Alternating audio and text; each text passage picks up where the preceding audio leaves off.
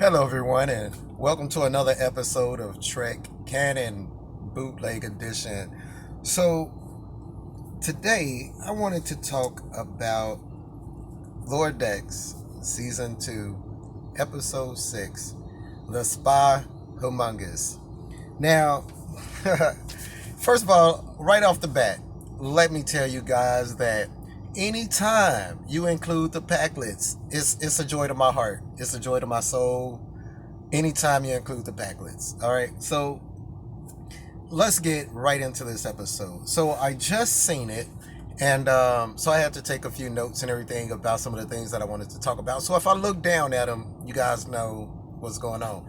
Also, there's going to be spoilers in this video. So as always, pause the video or stop the video, go take a look at the episode. It's out right now on Paramount Plus, and come back and restart the video. And we all can just sit and talk about it like we always do. But y'all know how I roll when it comes to spoilers.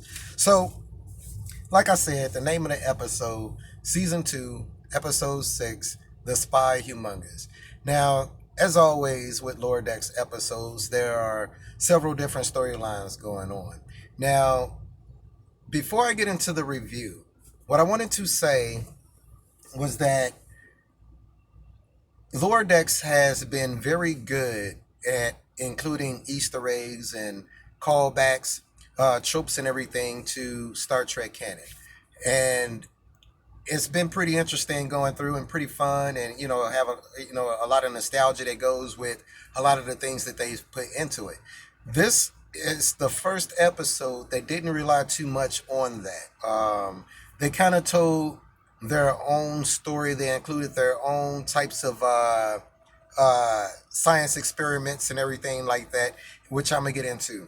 So basically, what's going on is Captain Freeman and the Cerritos crew is trying to broker a peace deal with the Packlets, all right, on Packlet Planet. Why not? Why wouldn't they call it Packlet Planet? Of course they would. So on the ship, though, Ensign Tindy has basically signed everybody up for what was it? Anomaly consolidation duty, which is great. First of all, everybody knows that on Star Trek, bridge crew or senior crew, everybody's always doing their own experiments on the side. Like for instance, includes like with Dr. Crusher doing her experiments with the fungus and everything like that. Everybody always does their experiments on the side. Now, what happens to those things? Being prior service military, I'm gonna tell you, senior officers do not clean their own offices. Lower enlisted comes and they pick up all that stuff and throw it away. So it's totally feasible that something like this will happen in Star Trek. Lower deck members or lower ranking members coming to clean out the offices and science labs of these senior members. So while they're on that, they're going around basically picking up all these dangerous experiments or failed experiments and things like that from the crew. And it's funny. One of the things that I really liked about it is because when they were going through the anomaly consolidation scenario, I was looking to see if there was anything that I had immediately recognized from as an Easter egg or anything like that from old Star Trek.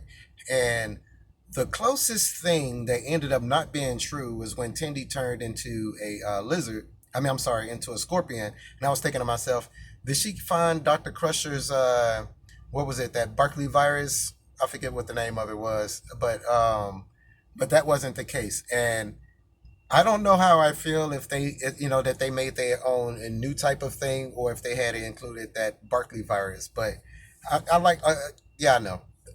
I like the fact that they went with their own thing.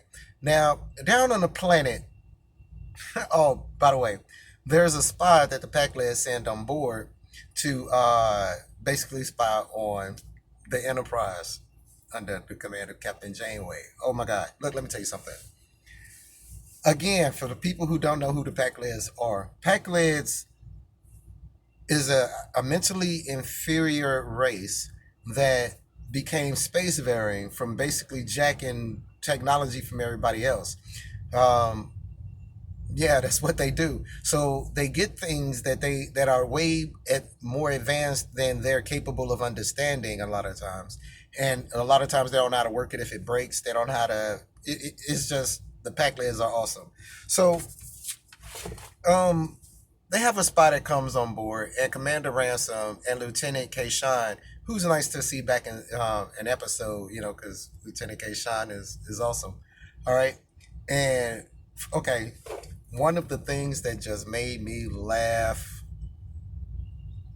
right out loud, just laugh out loud, right, was when they were looking for the spy, right, and you seen a spy floating behind them in space, and Lieutenant Kayshawn turned around, and he was like, "Shaka." Oh, that just did it right there for me, man. Like, what the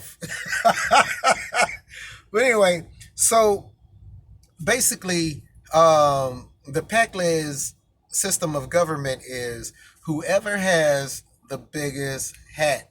All right, so you kept me, you would meet the empress, then you would meet the emperor, and the president, and they all got these, successively bigger hats and everything. And uh, one of the issues is that there was this little Pac-Lez revolt and or revolution, and leave it to the Pac-Lez. They're like, yeah, man, we tired of being under these regimes of these people with the big hats, man. Then he stopped and looked at the hat and was like, oh man, look, this is a big hat. I now rule the Pac-Lez, man. So I got a kick out of that. Now, they mentioned the Veruvian ore again in this episode, and it takes us back to Kayshawn, his eyes open, because that was something that the Pac-Lez were trying to get their hands on.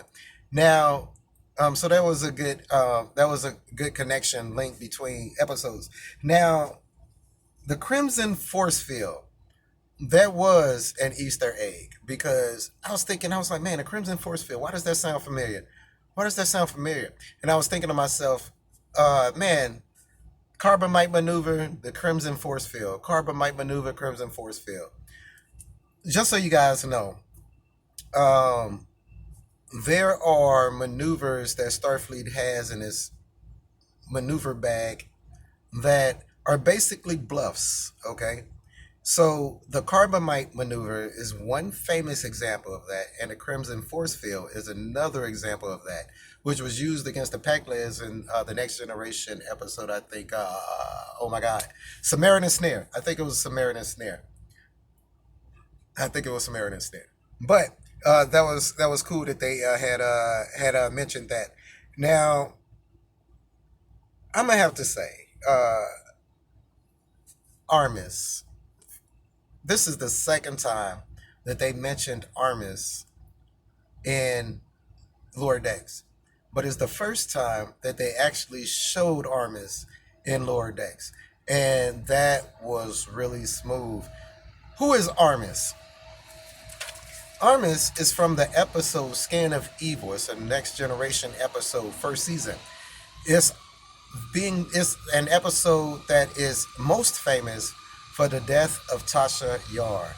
All right, really cool funeral thing at the end, man. Data and Picard talking, listening to Tasha's holodeck thing. But Armis was basically an a butthole. All right, just in case I got some younger viewers, Armis was a butthole, and he was stuck on this planet, man. I ain't gonna give it too much away from the episode because it's a good episode. It's a really canonically relevant episode. So to include Armis in that was cool. And then to have those SG1 communication stones, man, and yes, I called them the SG1 communication stones. But to start prank calling Armis, man, that was awesome right there, man. That was cool. So I don't know if you guys noticed, but when Bulmer was giving his speech, was by the way really cool. He appeared on the bridge of the Enterprise D. Right, that was smooth. Now let's talk about these red shirts that was in the episode, or the Cerritos version of Red Squad.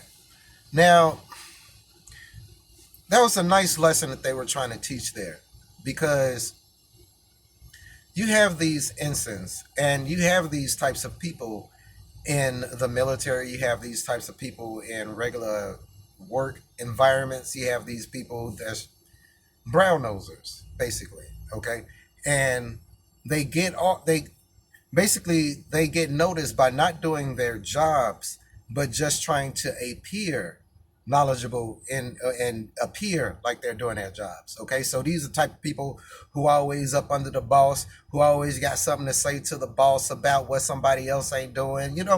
But they never. But every time you see them, they never doing their job.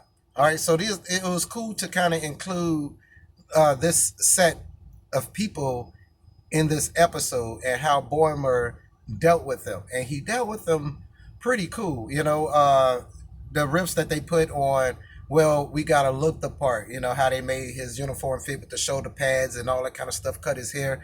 Taught him how to give rousing speech. By the way, I don't remember Commander Riker ever giving a rousing speech. Do you guys ever remember William T. Riker giving a rousing speech? He wasn't big on rousing speeches. That was more Picard's job.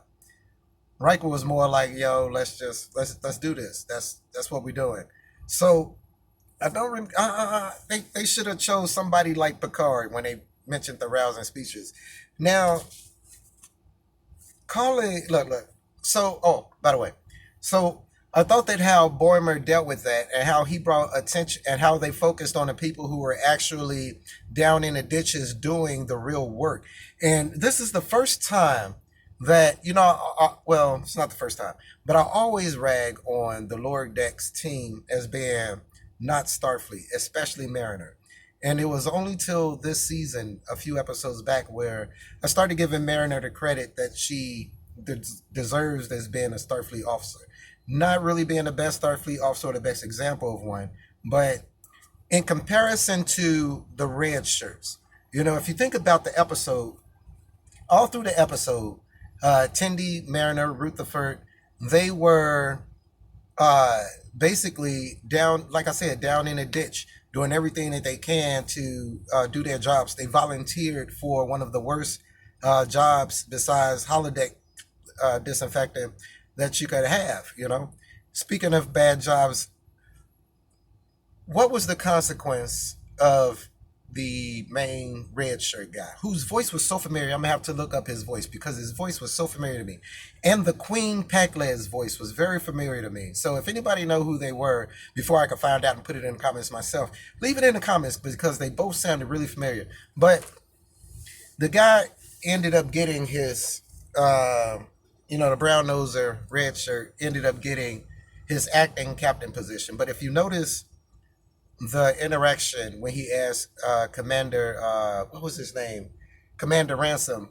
When he asked Commander Ransom about it, Commander Ransom's face was very dismissive. Like, yeah, whatever, dude. But he congratulated Boimer. All right. Now, at the end of the episode, you see that that same guy, he finally gets to sit in the chair all of 5 seconds. And then what?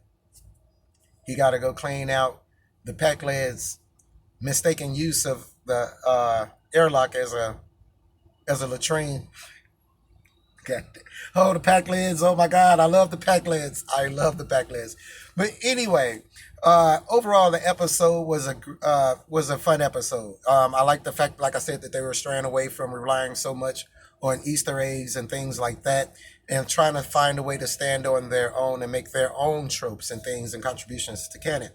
I like this episode. It was funny. Anytime you got K-Shine in there is funny to me. Every time you have the Pakleds, it even adds to the humor of the show. So I hope that you guys got a chance to watch it. I hope that if you didn't, this video motivated you guys to do that. And for the people who did watch it this early in the day, and can relate to the stuff that I was saying and wanted to talk about some of the things that they found funny and interesting in the episode, put it in the comments. Please ring the bell for any new future comment. Please subscribe if you haven't. And I noticed that a whole lot of people is watching these videos, but nobody's subscribing. What's up with that? How you guys gonna come to class, sit down and enjoy the class, and then nobody subscribe? I ain't gonna say nobody subscribe. My subscriber list is growing, and I thank you guys, but It's a whole lot of you guys just coming to class, man, and leaving without ringing the bell, without pushing the subscribe thumbs up, man. Come on, hook a brother up, hook a brother up. But anyway, you guys be cool. Thanks for watching, and as always, peace, recycle, and save the whales. You guys be cool.